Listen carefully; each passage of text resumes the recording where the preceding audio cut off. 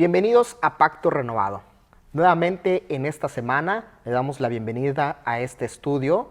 Ya estamos por concluir este día, esta semana en la cual pues Dios nos ha permitido tener su bendición. Hemos disfrutado de las fiestas patrias y hoy, nuevamente para estudiar las Escrituras.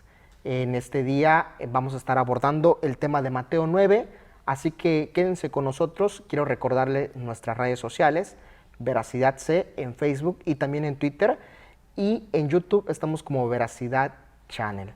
Así que si tienen alguna pregunta, alguna duda, algún comentario, pueden enviarnos también a través de contacto@veracidadchannel.com. Y en esta mañana tenemos al pastor Francisco aquí con nosotros para compartir el mensaje de la palabra. Gracias, es un honor, es un placer y un gusto. Un saludo a todas las personas que alcanzan a vernos, que Dios les bendiga y a través de este texto que vamos a estar analizando y en el cual estaremos meditando, traiga bendición a sus vidas. Claro, por supuesto. Así que no te despegues de este tiempo en el cual estaremos leyendo la palabra de nuestro Señor. Y también si tienes alguna duda, alguna pregunta, recuerda que estamos en nuestras redes sociales, en Facebook como Veracidad C, y también puedes enviarnos un correo a través de contacto@veracidadchannel.com. Y ahí puedes mandarnos cualquier duda, sugerencia, comentario que tú tengas de esta enseñanza. Estamos para servirte, estamos ahí para darle respuesta a esas dudas que tú tengas de estos temas. Así que vamos a dar inicio para empezar con el capítulo ahora de Mateo 9. Capítulo de Mateo 9. Vamos a estudiar esta porción que tiene como título aquí en las Escrituras y que también posiblemente en tu Biblia lo tenga: Jesús sana a un paralítico. ¿Qué te parece, pastor, si das la introducción a esta lectura? Vamos a leerlo, dice de esta manera, en el capítulo 9 del Evangelio según Mateo, del verso 1 al 8. Entonces, entrando Jesús en la barca, pasó al otro lado y vino a su ciudad. Y sucedió que le trajeron a un paralítico tendido sobre una cama. Y al ver Jesús la fe de ellos, dijo al paralítico: ten ánimo, hijo, tus pecados te son perdonados. Entonces algunos de los escribas decían dentro de sí: este blasfema. Y conociendo Jesús los pensamientos de ellos, dijo: ¿por qué pensáis mal en vuestros corazones? Porque, ¿qué es más fácil decir? ¿Los pecados te son perdonados? O decir: levántate y anda. Pues para que sepas que el Hijo del Hombre tiene potestad en la tierra para perdonar pecados, dice entonces al paralítico: levántate, toma tu cama y vete a tu casa. Entonces él se levantó y se fue a su casa. Y la gente al verlo se maravilló y glorificó a Dios, que había dado tal potestad a los hombres. Amén. Un hecho extraordinario. Definitivamente aquí acababa de suceder un milagro. ¿Cierto, pastor? La sanidad de un hombre paralítico dentro del contexto que la gente vivía en aquella época no era algo muy común. Claro. Era muy común hacer expiación por el pecado, a llevar el cabrito para que los pecados sean perdonados. Y para entender esto debemos ver qué sucedía y qué pasaba por la mente de las personas, de los oyentes de aquella época. Claro. En este caso podemos darnos cuenta que Jesús al hacer este milagro, al obrar este prodigio, de manera y de forma como lo hacen los judíos, Él hace una pregunta. Si tú vas y te pones a platicar con un judío es abierto al debate, al diálogo, nunca lo cierra, nunca busca cerrarlo. Y aquí la forma en que Jesús lo hace, y podemos entender entonces que Jesús era un judío. Claro. Que Jesús revolucionó, o al menos quería revolucionar las ideas y los pensamientos judíos de aquella época. Y nos damos cuenta que Él hace una pregunta: ¿qué piensas o por qué piensas mal en vuestros corazones? Luego dice: ¿qué es más fácil decir? ¿Por qué, hermano Manny? Bueno, debemos entender que en aquel tiempo había un grupo de judíos y estaban con diferentes pensamientos, con diferentes ideas. Por un lado estaban los saduceos, por otro lado estaban los fariseos, y se tenían también a los esenios, así como a los celotes también. Celotes. Entonces, vamos a analizar este primer grupo para darnos cuenta de qué se trata. Analizaremos este grupo para que nosotros podamos ver del por qué Jesús se dirige a ellos y por qué hace estas preguntas. Porque el milagro allí está. El milagro está representado en la Biblia y todos habían observado este milagro. Sin embargo, tenemos que poner en perspectiva cuál era la idea, cuál era el pensamiento de estas personas que estaban viendo a Jesús y por qué Jesús se dio cuenta que tenían eso en sus corazones. En este caso pasaremos a ver a los saduceos. ¿De dónde vienen los saduceos? Porque si ustedes leen el Antiguo Testamento o la Torá, no encontramos registro de ellos. No aparece referencia de ellos. Claro, por supuesto. Entonces, ¿qué era lo que, o de dónde vienen, o por qué traían esas ideas? Bueno, para esto nosotros necesitamos irnos a 2 siglos antes de Jesucristo. En el año 155 antes de Cristo, había un grupo precisamente llamado de guerrilleros, de personas que se dedicaban a hacer la guerra, pero esos estaban tranquilos. ¿Por qué? Cuando Alejandro Magno conquista precisamente estas regiones, esta región la encarga a los helenísticos egipcios. Y allá en Egipto precisamente Alejandro Magno establece una ciudad no con egipcios. Claro, lo hace con judíos. Con judíos. Por supuesto. Se lleva a 500,000 de judíos allí y a ver, los judíos son tranquilos, son esto, son lo otro, y se los lleva. Entonces toma también a griegos y se los lleva. Y establece la ciudad de Alejandría, por decir, ¿no? Esto es muy importante que lo conozcamos, hermano Manny. Claro, y es historia para comprender este versículo. Porque para poder entender bien lo que la palabra de Dios nos dice y lo que precisamente está hablando de este hombre, de Ben Alfeo, ¿no? Que dice, ¿quién es Ben Alfeo? Mateo. Mateo, así es. ¿No? Efectivamente. Entonces, ¿de qué se trata esto? Bueno, cuando se llevan a los judíos en Alejandría, en Egipto, de repente se encuentran que 2 generaciones después ya no hablaban hebreo. ¿Y ahora qué hacemos? Sí, ya, por ejemplo, la Torá que estaba escrita en hebreo, ya no la entendían porque ya era una comunidad básicamente que su lengua era griega. Era griega, así es. Había un griego mezclado, un griego koiné, que era el que se hablaba en ese entonces. Entonces, ¿qué pasaba? ¿Qué sucedía? Bueno, les fue a ellos necesario que la Biblia se les tradujera. Así es. O que la ley se les tradujera. En este caso surgió la Septuaginta. 250 años antes de la llegada de Jesucristo, la Septuaginta llega a ese lugar. Y es muy importante entender esto porque para saber nosotros qué es lo que está sucediendo hoy en día en las versiones que tenemos. Entonces, vienen los helenísticos egipcios, que eran precisamente los que dominaban la región de Judea. Pero a la muerte de Alejandro Magno se empiezan las disputas, empiezan los pleitos entre los generales. Entonces vienen precisamente los helenísticos, pero ya eran los sirios, me parece, si no estoy confundido, y entonces hacen ellos la guerra entre generales y se adueñan de Judea. El problema es que ellos intentaron meter la religión pagana, sus ideas paganas, y lo primero que hacen es llevar ídolos. Entonces ese fue un problema porque los revolucionarios no estuvieron de acuerdo con eso. Claro. Las personas dijeron, bueno, esto no es correcto, y comienza una guerra. Comienza una guerra precisamente que duraría 33 años.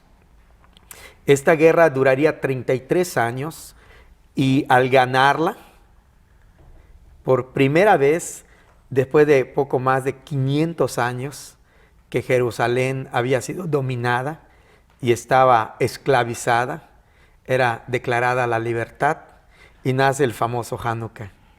Excelente, pastor. Toda esta información que definitivamente en este momento nos estás compartiendo, a mí me tiene asombrado. A mí me asombra toda esta información y vemos la importancia de la historia, ¿verdad? Así es. De la historia para comprender las Escrituras. Habrá quien diga que la historia no es necesaria para comprenderla, pero definitivamente nos da mucha luz para comprender los pasajes de las Escrituras, para comprender el contexto en el cual se encontraba Jesús. O sea, dentro de toda esta élite religiosa que existía, que bueno, hoy comprendemos que la misma religión judía, el judaísmo lo considera como un rabino el cual pues se dedicó a predicar su mensaje, ¿sí? Definitivamente, como aquí lo hemos compartido en Pacto Renovado, pues antes de Jesús había más mesías que habían venido. Habían aproximadamente 23, 24 mesías que ya habían venido y se proclamaban el Cristo, ¿sí?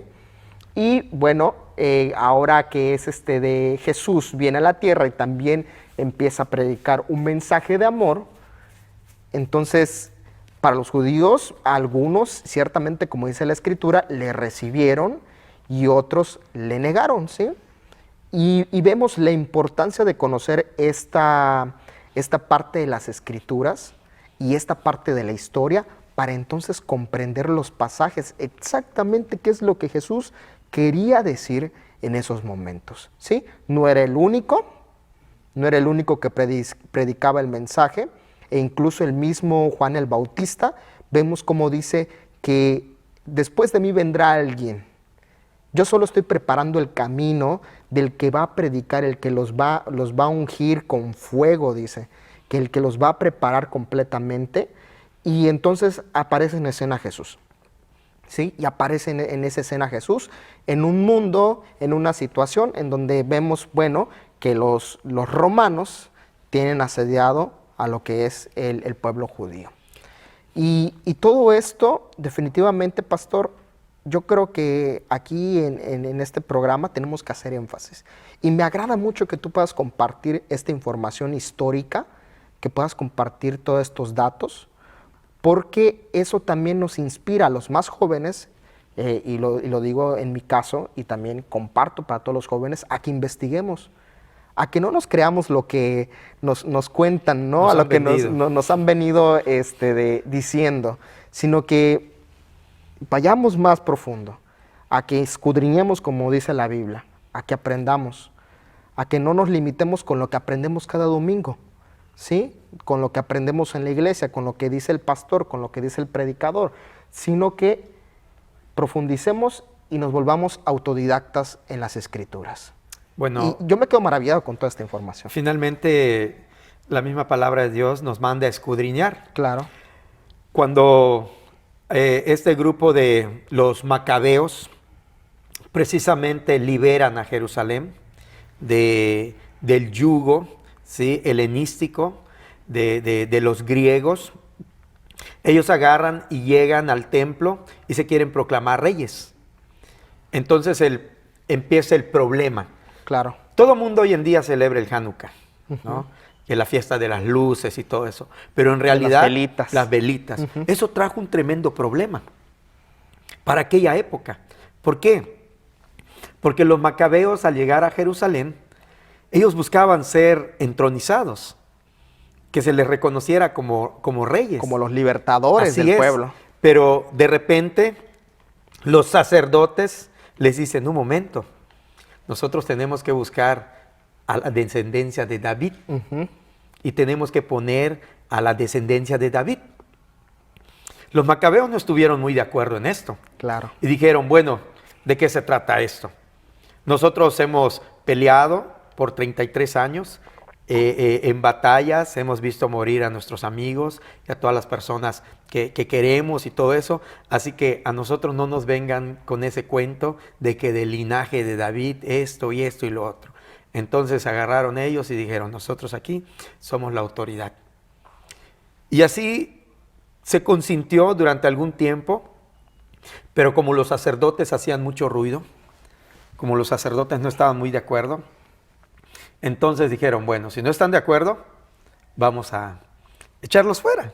Echarlos fuera y algunos sabemos que hasta los mataron, ¿no? Por no estar de supuesto, acuerdo. por no estar de acuerdo, los asesinaron, los corrieron, entonces los macabeos tomaron el lugar y es donde nace la figura de los saduceos. Así es. Que tomaron y ocuparon el lugar de los sacerdotes. O sea que podemos decir en simples palabras que los saduceos eran impostores, sacerdotes, impostores del templo. Bueno, eran considerados ellos traidores, porque por lo mismo tenían, digamos, sus raíces judías, ¿no? O sea, estamos hablando de que este problema, esta diferencia o diferentes pensamientos y al mismo tiempo de cómo interpretar la Torá, Claro. viene de ellos.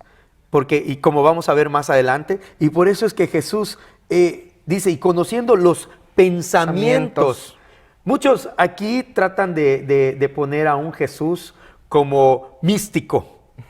Es que Jesús dominaba la mente y dominaba la espiritualidad. Cuando la Biblia dice, conociendo los pensamientos, Jesucristo nuestro Señor sabía de qué grupo se trataba y qué era lo que pensaban. O sea, esa es la gran diferencia de conocer la historia. Entonces, corren a los sacerdotes, se van los sacerdotes al desierto a refugiarse en las cuevas del Qumran. Allí forman o fundan 22 comunidades y son conocidos como los esenios. Así es. ¿Sí? Sí. Que son los sacerdotes originales de este lugar. Ahora, cuando se quedan ellos, obviamente hay un grupo o entre los mismos judíos, hay muchos que están de acuerdo y muchos que desaprobaban completamente lo que habían hecho. Pero no podían decir nada, porque para decirlo necesitaban alguien que los moviera. Todo movimiento requiere de un líder. Así es. Y es cuando nace la figura de los rabinos. Como bien lo mencionaste hace un momento, Jesucristo era un rabino. Pero no un rabino como el que conocemos hoy en día, que se dedica a ministrar o oficiar, no.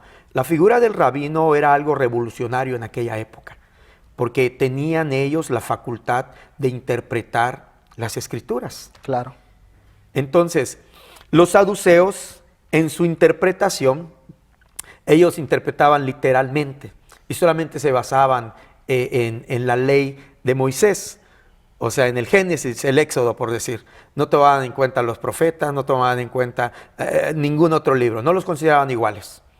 Y por ello decían, bueno, ¿de qué se trata, no? O sea, ¿de dónde habla Moisés de un Mesías? Moisés no habla de un Mesías, porque tomaban la Torá de manera literal. Entonces, si Moisés no habla de un Mesías, pues aquí no hay Mesías. Y si me permites añadir algo, pastor, con respecto a esta cuestión de los rabinos, muchos rabinos de ese tiempo, de los tiempos de Jesús, citaban a otros rabinos. Así es. Citaban a otros rabinos y la gente se sorprende de esto. La misma escritura nos dice que la gente se maravillaba con qué autoridad hablaba Jesús. ¿Por qué? Porque Jesús no tomaba los comentarios o no citaba a otros rabinos, sino que él mismo interpretaba la Torá e interpretaba el mensaje, y de esa sabiduría divina que él tenía, la transmitía a la gente. Correcto. Y la gente se quedaba maravillada de decir, wow, este hombre no cita a otros rabinos, no está tomando comentarios de otra parte, de otras personas, sino que él mismo, con esa sabiduría que tiene, nos está interpretando la Torá para practicarla. Así es. Y eso es lo que la gente se quedaba maravillada. Y digo, hasta el día de hoy nosotros nos quedamos maravillados de ese mensaje. Acordémonos que Nicodemo se presenta a Jesús y le dice, Rabí. O sea, le hace una pregunta. Los rabinos tenían la facultad de interpretar las escrituras. Y ahí estaba precisamente uno de los problemas, porque mientras los saduceos decían, bueno, ¿cuál Mesías? Moisés no nos habla de ningún Mesías. ¿Cuál resurrección? Aquí la Torá dice que eres polvo y al polvo volverás. O sea, ¿cuál resurrección? Entonces, ellos estaban, y por eso digo que se creó un tremendo problema. De allí el siguiente grupo, que es precisamente que se contrapone a los saduceos, es el de los fariseos. Pero mencionamos a los saduceos porque era el grupo élite. Eran los que precisamente se pusieron y se estaban de acuerdo. Eran los ricos del lugar, ¿no? La gente importante que estaba y pasaba a estar de acuerdo, en este caso, con Roma, ¿no? Con el imperio romano, para que no haya revueltas, para que no haya problemas. Entonces, todo ese tipo de personas, podemos nosotros decir, no es que la gran mayoría de los saduceos, no era así. En la Judea de aquel tiempo había aproximadamente 2 millones y medio de judíos.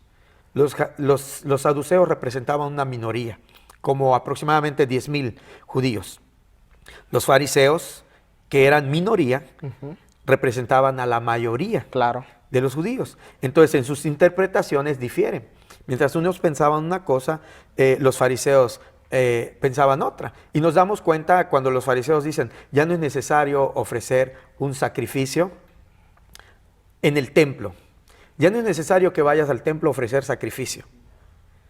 Ahora, tú tienes que pedir perdón, tú tienes que reconciliarte, y si quieres llevar el cabrito, después lo llevas, después llevas tu ofrenda a Jerusalén, pero no es muy necesario. Entonces estos rabinos van caminando, van llevando el mensaje de la Torá, de la palabra de Dios, y entonces en cada lugar donde llegan se funda lo que conocemos en griego como sinagogas.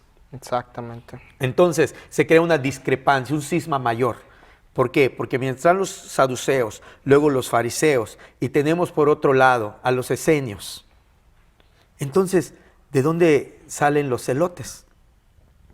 Esa es una gran pregunta, porque es otro grupo importante en la Judea de ese tiempo. Así es. En los tiempos de Jesús había muchos celotes, había este grupo, vamos a decir que podemos considerarlo hasta cierto punto radical, porque ellos estaban buscando la libertad de su pueblo, ¿sí? Su pueblo estaba oprimido por los romanos, por el imperio, y lo que querían los celotes era la libertad, era que no estuviesen bajo el orden, bajo la política del imperio romano, ¿sí?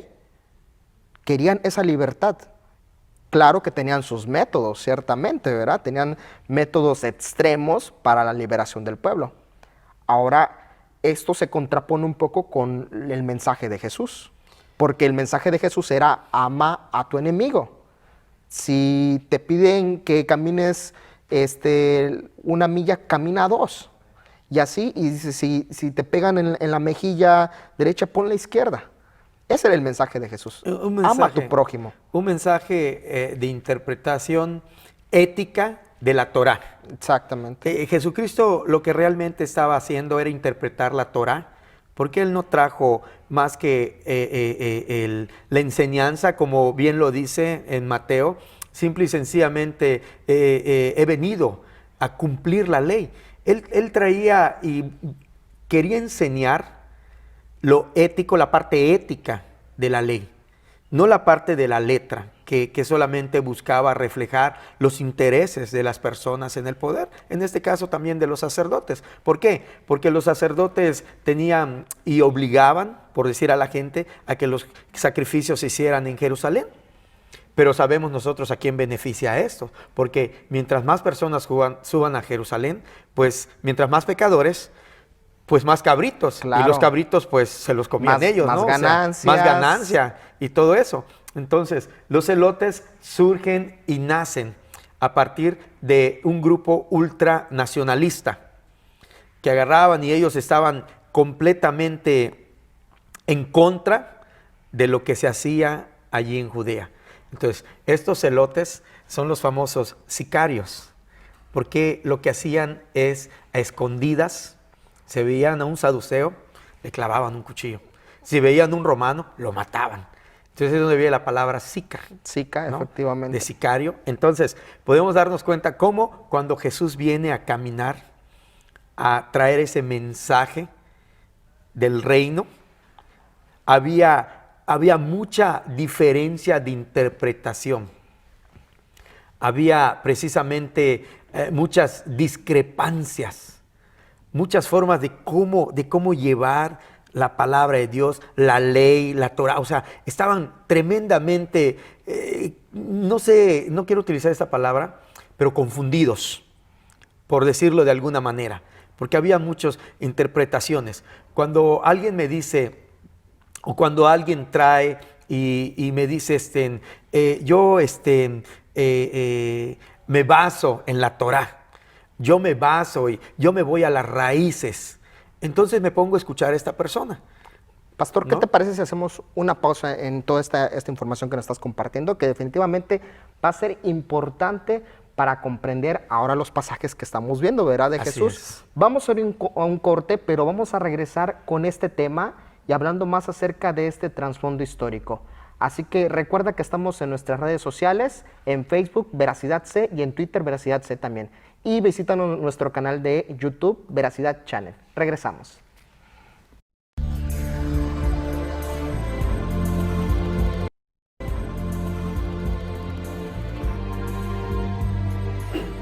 Y estamos de regreso aquí en Pacto Renovado. Qué bueno que estás nuevamente con nosotros. Nos fuimos a un corte y definitivamente en el bloque pasado estuvimos hablando acerca de todo este trasfondo en el cual se encuentra el Señor Jesús, en el cual de todo esto viene a ser parte de cómo es que Jesús transmite su mensaje. Recuerda que aquí en Pacto Renovado, nuestro deseo es que tú entiendas el mensaje de Jesús, que pueda ser de transformación para tu vida, que esas palabras que el Maestro compartió, que cambiaron no solo la vida de los discípulos y que después fueron apóstoles, sino que transformaron la vida de muchos judíos más, ¿sí? Ese mensaje es el que a nosotros hoy nos está cambiando, nos está transformando, nos está llevando a una perspectiva diferente. ¿Qué perspectiva? Yo quiero que quede muy claro, que pueda compartir contigo, porque ese es mi deseo, que el perdón de Jesús nos perdona y que también nos lleva a reconciliación con el Padre. Ese es mi deseo, de que al compartir este mensaje, la reconciliación de Dios en tu vida pueda ser posible. Y como tú sabes, aquí está nuestro Pastor Francisco compartiendo aquí con nosotros. Y vamos a continuar, Pastor, ¿te parece? Pues me parece muy bien, y como lo mencionaba antes de irnos al corte, cuando nuestro Señor Jesucristo viene a la tierra, se encuentra con que hay una discrepancia tremenda de pensamientos. ¿Por qué? Porque por un lado están los saduceos, están los esenios, están los fariseos y los celotes. Ahora, hay que decir que los fariseos era un grupo que no estaba unido. ¿Por qué no estaba unido? Por la diferencia de pensamiento.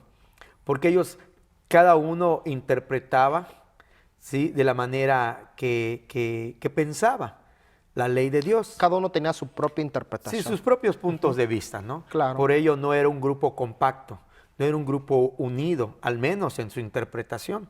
Entonces, cuando nuestro Señor Jesucristo llega, camina y se encuentra con todo este tipo de cosas, con toda esta gran diferencia, y podemos darnos cuenta en la enseñanza de Jesús cómo es que estaban errados, ¿no?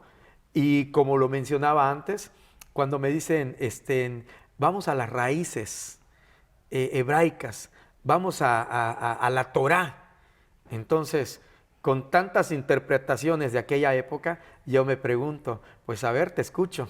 Claro. Para saber de qué punto o de qué lado o qué interpretación están tomando. La de los saduceos, la de los fariseos, que tenía dos escuelas precisamente de interpretación en ese tiempo, o de Jesús. O sea, ¿de qué lado se están inclinando? Claro. ¿De dónde viene la interpretación que ellos hacen de la Torah? De los saduceos, fariseos, esenios. Entonces, podemos darnos cuenta que en esta gran diversidad de pensamiento, Jesús caminó Y Jesús, aunque muchos quizás van a decir, no, ¿de qué está hablando este pastor? Jesús no trae precisamente a hacer una doctrina nueva. La doctrina de Jesús es la doctrina pura, la de la ley. Viene a practicarla y enseñarnos a todas las personas cómo se debe vivir. Un ejemplo de ello es, por ejemplo, el buen samaritano, que muchos hemos escuchado. Entonces, nos damos cuenta cómo Jesús toma la ley y la pone y nos enseña la ética de la ley. En este caso dice, ¿y quién es mi prójimo?, le preguntan. Bueno, te voy a contar una historia. Yo en una ocasión fui a Samaria con mis discípulos y me corrieron de allí. No me dejaron entrar. Pero para darte un ejemplo de la ley, de quién es tu prójimo, cita al samaritano. Pasa allí precisamente un sacerdote, pasa allí otra persona que tiene que ver con ellos en sus raíces, y de repente resulta que que el samaritano es el ejemplo a seguir que Jesús da. Entonces nos damos cuenta cómo la ley es puesta y explicada en su espiritualidad. Claro. No en la manera en que estos grupos habían interpretado la ley. Y hoy en día, tristemente, pues también podemos ver que sucede lo mismo. Hace un tiempo me invitaron a predicar a un lugar y lo primero que me preguntó el encargado, el líder, el pastor, es que si yo hablaba hebreo. Yo le dije, pues dispénseme, la verdad, no hablo hebreo. Entonces, ¿cuál va a ser el mensaje? Bueno, le quiero hablar de Mateo capítulo 9. Y me dice, bueno, está bien. Y cuando me puse a darle toda esta información, quedaron sorprendidos. ¿Del por qué? Porque ellos encontraron que precisamente lo que ellos vivían practicando, regresando a las raíces, era precisamente la enseñanza de los saduceos. Entonces, dice, pastor, esto no lo sabía, esto no... Bueno, es que muchas veces nosotros queremos irnos a lo profundo, a lo desconocido, a lo que no conocemos, pero debemos darnos cuenta que Jesucristo nuestro Señor, en primer lugar, fue judío. Claro. Vivió como judío y murió como judío. Eso nadie lo puede negar. Así y él es. conocía precisamente y completamente todo el trasfondo de lo que se desarrollaba en su entorno. Y cuando vemos en Mateo en el capítulo 9, ¿por qué? Y conociendo Jesús los pensamientos de ellos. ¿Por qué? Si se le acercaban los fariseos, Jesucristo nuestro Señor ya sabía cuál era el pensamiento de ellos. ¿Qué era lo que practicaban? ¿Cómo habían tomado y cómo habían tergiversado, acomodado la Torá para su beneficio? Si se acercaban los saduceos, los fariseos, cualquiera que se acerque a Jesús, Jesús sabía lo que ellos pensaban. No es que Jesucristo sea un mago, un adivino o una persona. Que era el mismo Dios manifestado. A eso vamos. Y precisamente a ese punto es el que nos lleva el Nuevo Testamento. Ese es el punto. ¿Cuál es el punto? Cuando Jesús les dice y conoce los pensamientos, porque el milagro ahí está. Claro. El milagro es irrefutable. Eso es un hecho. No están ellos, el Evangelio, según Mateo, no está diciendo que si no se hizo el milagro, que si no se llevó a cabo, que si fue un engaño o una farsa o algo así. Simple y sencillamente el pasaje que nos ocupa es que Jesús conocía los pensamientos en sus corazones. Amén. Esa práctica de la Torá. Entonces, por ejemplo, imagínate, hermano Manny, los fariseos decían, ya no es necesario llegar al templo a ofrecer sacrificio.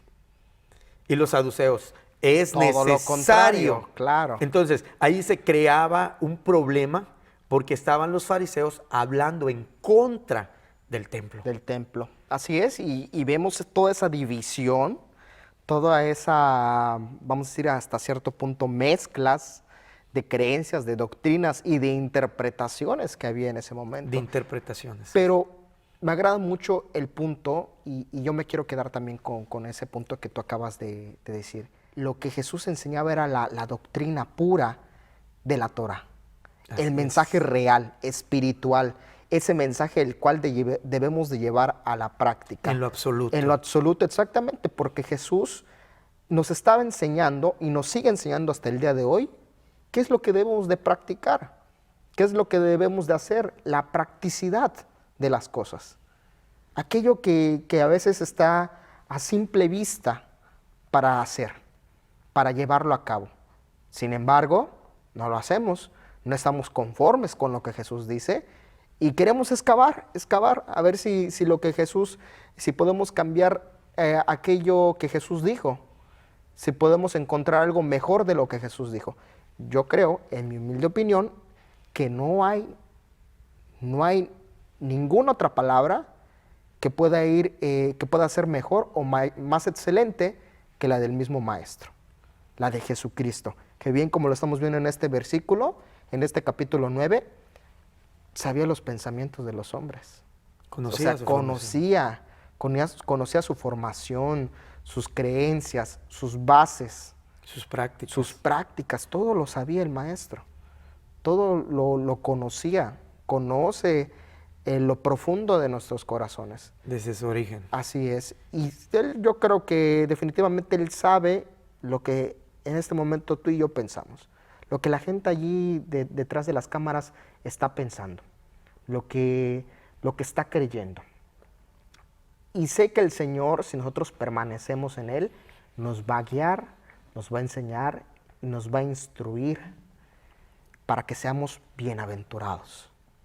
Bienaventurados, para que así entonces seamos parte de ese reino que Él allá instituyó aquí en la tierra, en cada corazón, pero quiere que seamos parte del reino físico, ese reino que Él fue a preparar.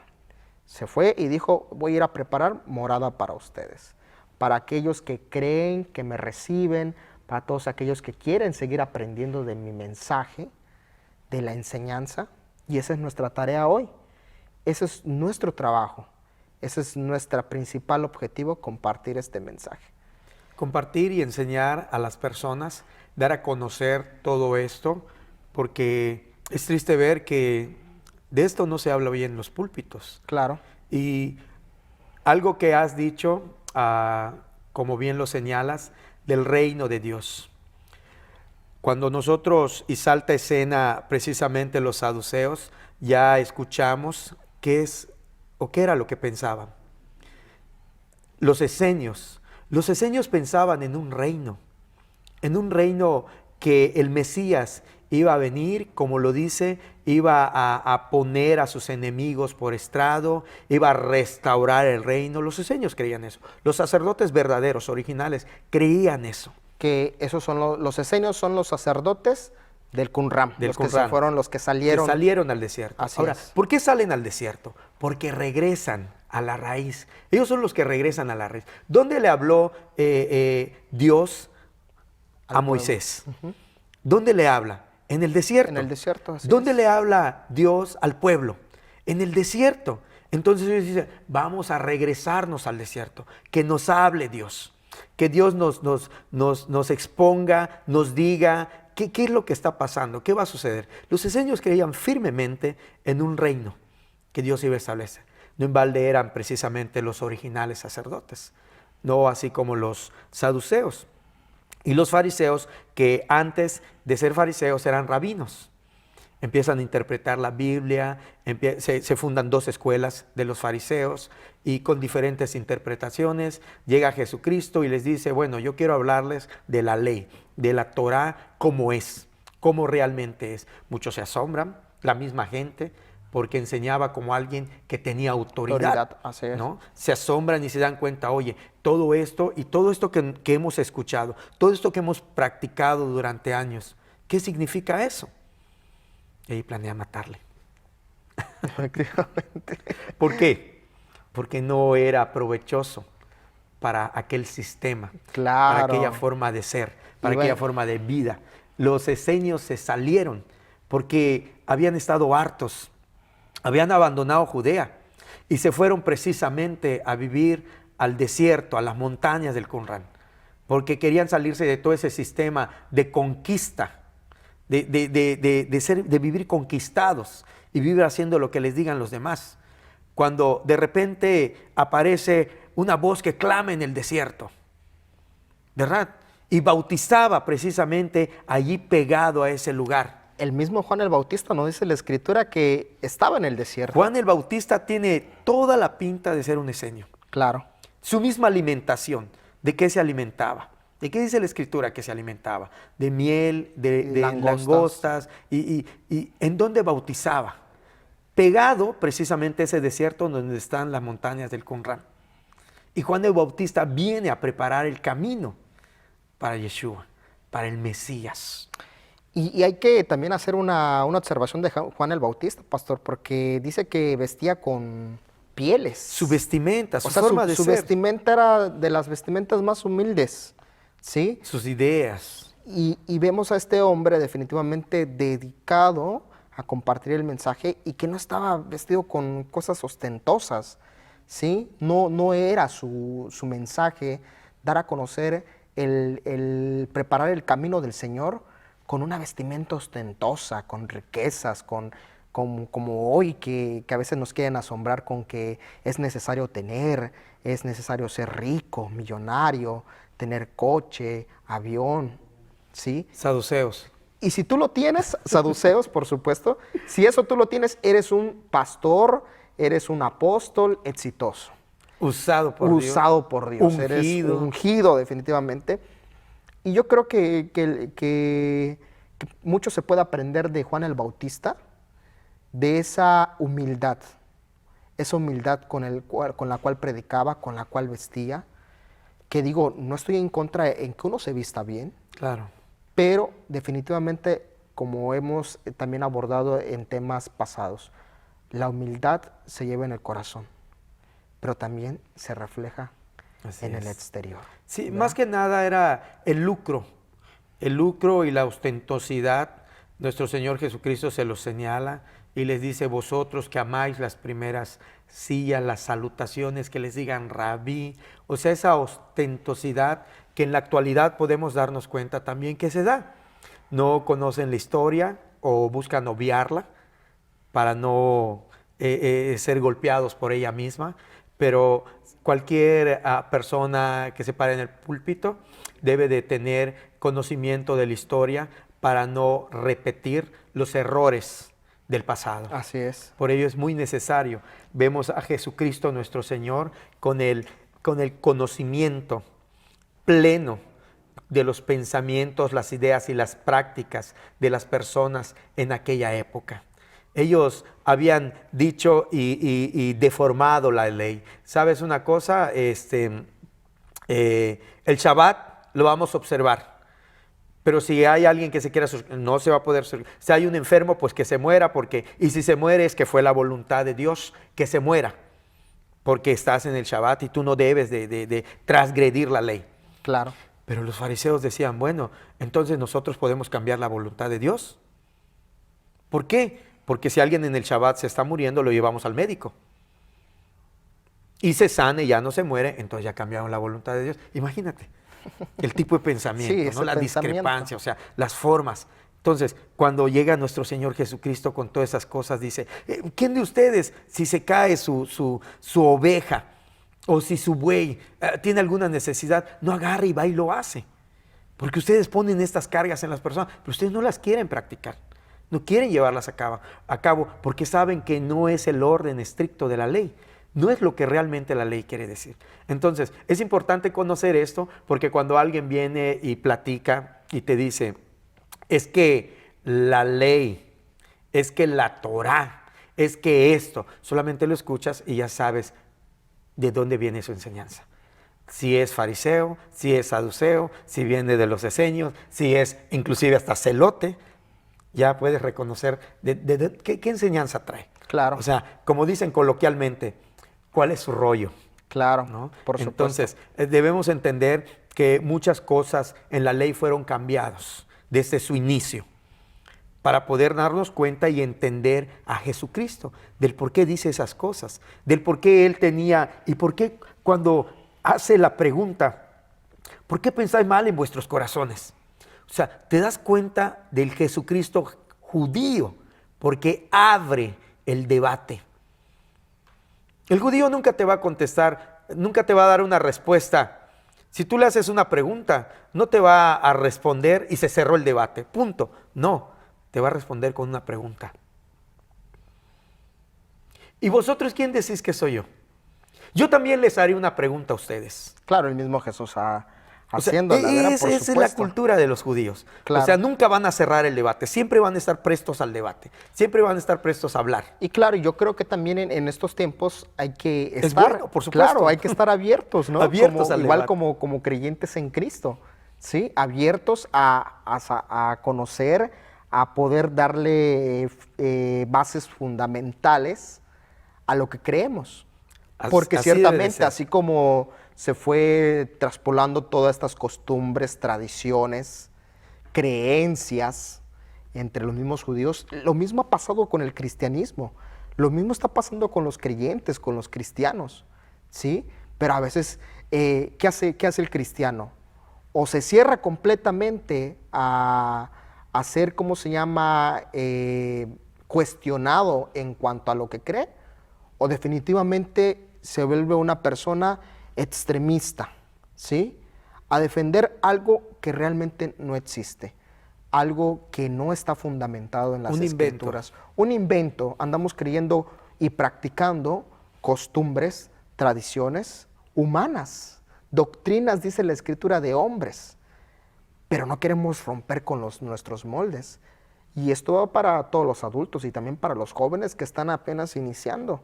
¿Por qué no llegar al punto de cuestionar? De cuestionar si lo que estamos creyendo es verdad, es real, está fundamentado, es lo que Dios quiere. Hay cosas tan prácticas en la Escritura, o sea, tan prácticas de hacer, que a veces no las hacemos, ¿sí? Como el amor al prójimo, como el perdón, como el perdonar a nuestro prójimo. Pedro le dijo, ¿cuántas veces tenemos que perdonar, Señor? ¿Acaso 7, dice Pedro? Y dice, no, Pedro, no te equivoques, todas las que sean necesarias. 70 veces 7. Cosas tan prácticas que a veces nos sirven para nuestras relaciones humanas, no las practicamos. Las dejamos ahí al lado, pero nos gusta creer cosas que van desde la cuestión más espiritual hasta lo más doctrinal, lo practicamos. Yo hace poco compartía, por ejemplo, ¿por qué seguimos celebrando la Navidad? ¿No? Sacando esto a tema de colación, ¿no? ¿Por qué? ¿Por qué? Porque así fue la costumbre que nos enseñaron. ¿Pero acaso esto es un fundamento bíblico? ¿Acaso esto está instituido en la Biblia? ¿O de dónde es su origen? Nos hemos preguntado, ¿de dónde es el origen de la Navidad? ¿Y si se celebra, cómo se celebra? Efectivamente.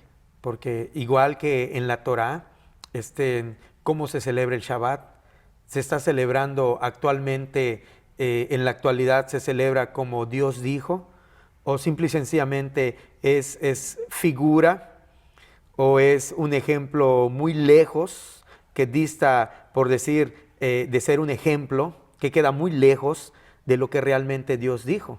Entonces, todo ese tipo de cosas debemos nosotros enfocarnos, investigarlas, cómo es, por qué, o sea, quién dijo, cómo se hacía, como mencionaste hace un momento en el aspecto de la Navidad, de dónde surge, de dónde viene esa práctica. Así es. Y si es una práctica realmente cristiana, cómo es que se practica y por qué lo practicamos. O sea, todo ese tipo de cuestiones hoy en día debemos de hacernos esa pregunta. Claro, ¿no?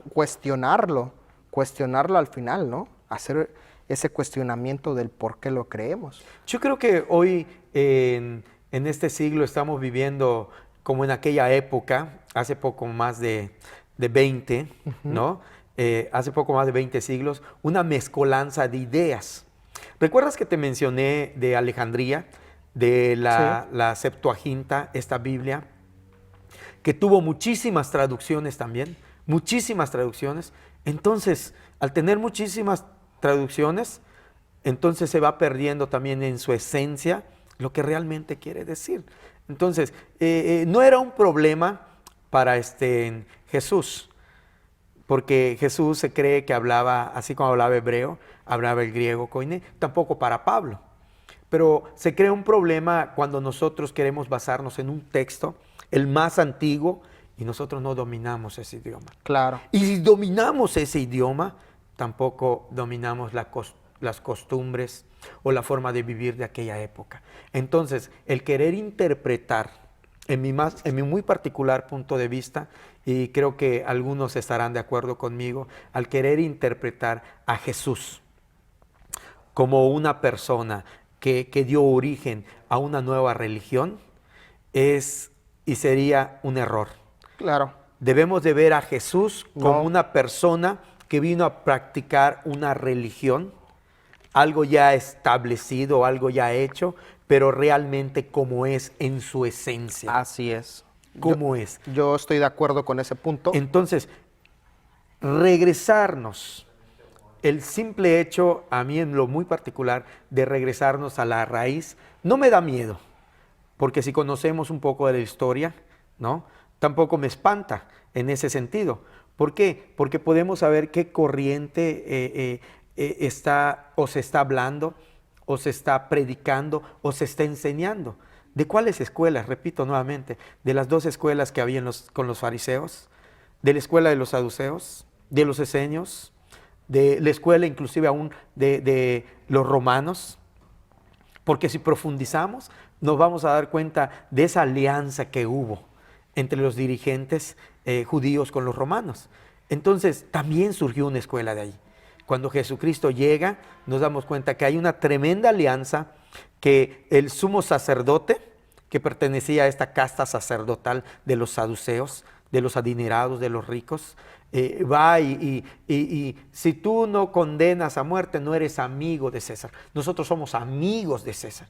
Imagínate todo ese tipo de mezcolanzas que ya había. Hay que tener sumo cuidado en este sentido, hermano Manny, porque el simple hecho de querer obviar la historia nos puede arrojar, como pasó en este lugar que te digo, que ellos estaban estudiando, a mí me pareció muy grato, las raíces hebreas.